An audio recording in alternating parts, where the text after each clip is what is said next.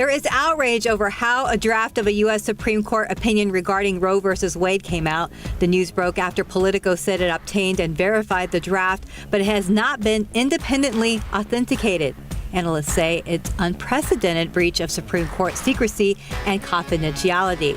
The draft suggests the justices are poised to overturn Roe versus Wade this term. If this opinion stands as written, states alone would regulate abortions. President Biden continuing to push Congress to pass his $33 billion aid package for Ukraine. Meanwhile, officials are bracing for an announcement from Russian President Vladimir Putin declaring war on Ukraine, a term Moscow has not used thus far.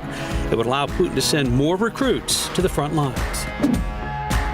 The Federal Reserve on course to continue raising interest rates to fight inflation. The announcement of at least a quarter-point hike is expected when its latest two-day meeting wraps up tomorrow. It's all expected to announce plans to pare down its stockpile of Treasury and mortgage bonds.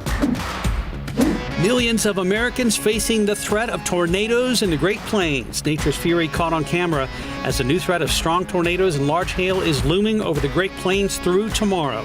And critical fire dangers intensify in parts of the Southwest. The Hermit's Peak and Calf Canyon fire is evolving, fueled by powerful wind gusts. The American Academy of Pediatrics reports COVID cases are rising in children. More than 53,000 kids tested positive last week, and that's up 44% from the previous week, and marks a third consecutive week of increased cases. The U.S. job market is close to hitting a major milestone in the COVID economic recovery.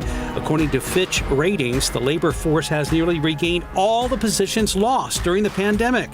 The U.S. economy gained 431,000 jobs in March, and the report due out this Friday is expected to show nearly the same amount were recovered last month. Here locally, early voting ends today for the May 7th election. Polls are open until 8 p.m. You can find a list of polling locations on ksat.com, as well as previous election-related stories we have done. Election day is Saturday. A potential education crisis. Teachers in San Antonio and across the state are leaving their jobs at an alarming rate.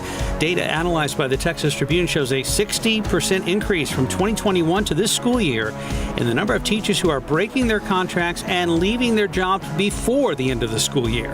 The biggest reasons being overworked and dealing with quote-unquote unmanageable expectations.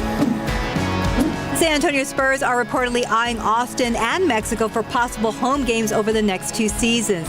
The team is allowed to play up to 2 home games outside of the county-owned AT&T Center per season. However, Bexar County commissioners will discuss today whether to temporarily allow double that number. And that's today's 9 at 9.